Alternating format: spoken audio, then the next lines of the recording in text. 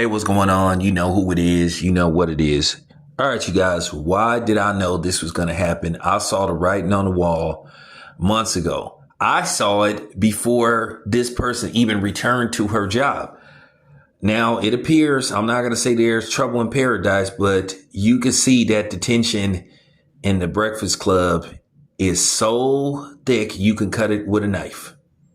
I'm talking about it's like, I'm talking about it's like that thick brownie with all the nuts and chocolate chips and all that kind of stuff. That's how thick it is in there. And Jess Hilarious verified what a lot of people was thinking.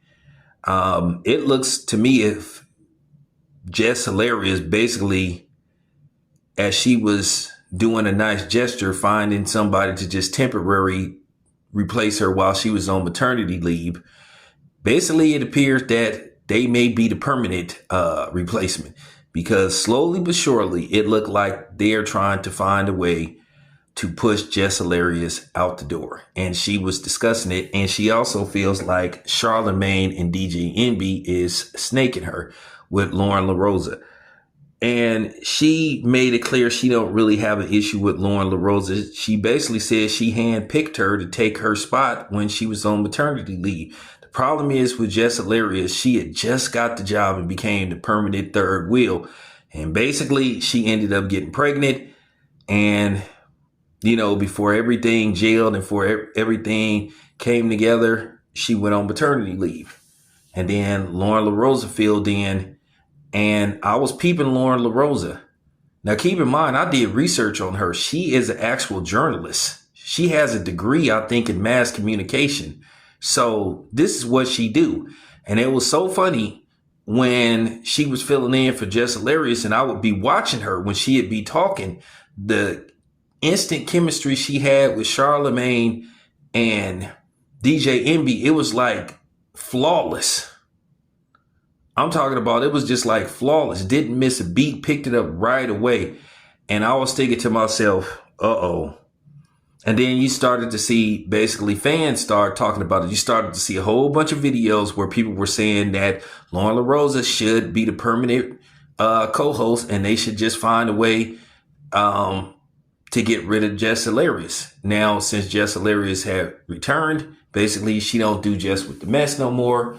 Lauren LaRosa does it, and you could just tell that the tension is brewing. And I wouldn't be surprised if there's some kind of explosion on the air. But Jess Hilarious went public with the issues that she had with the Breakfast Club.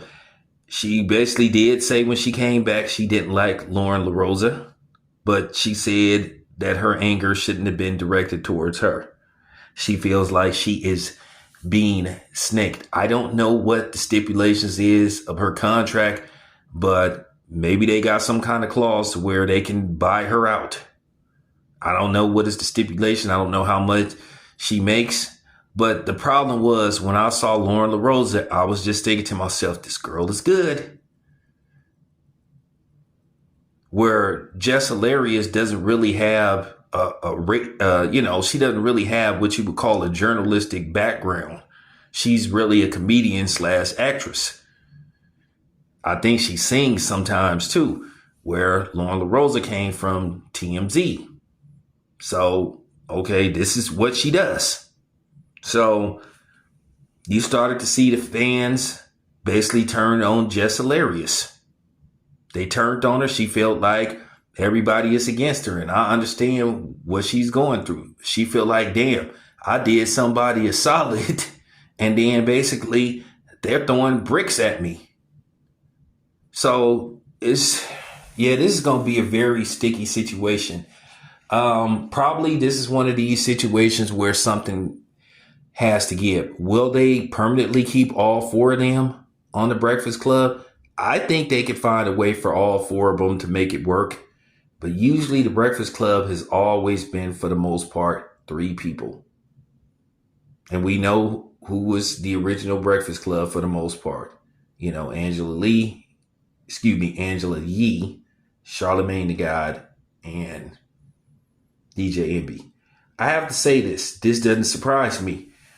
This is just further proof that you can't trust a nigga like Charlemagne. Charlemagne is a snake and he's two-faced it. You know, Charlemagne is all about Charlemagne. I mean, look how this dude capes for, you know, that dude Andrew Schultz. Andrew Schultz is a cornball. I mean, he is the epitome of dry and unfunny. Nothing's interesting about him. I'm talking about just listen to him talk. Just bores the fuck out of me.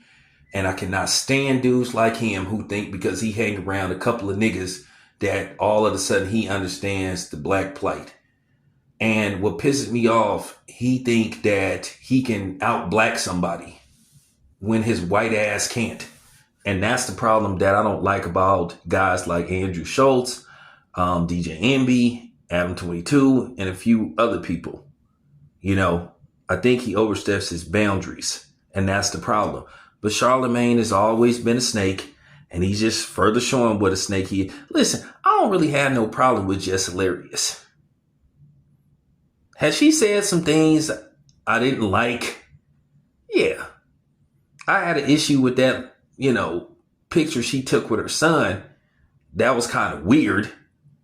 But besides that, I don't have no real issue with Jess Hilarious, but I do think it's screwed up what's going on with her. Because it looked like she's getting steamrolled and getting railroaded right out the door. But that's what happens. Sometimes when you try to hook somebody up and try to get them a gig, sometimes they can actually be your replacement or end up being your boss. And once again, I don't have no issues with Lauren LaRosa neither. I mean, this is what she does. This is her niche. This is what she went to school for and got a degree in. She is an actual journalist. So I'm going to play this by ear. But I wouldn't be surprised by the end of the year that the Breakfast Club has only three people manning the ship. Now, who that three people may be, well, we'll just have to see. But I got a sneaky suspicion that it won't be who you think it's going to be. So if I'm Jess Hilarious, just for, precaution, I'm calling my agents, my people, and I'm looking at other options. There you have it. It's your boy Town. I'm out.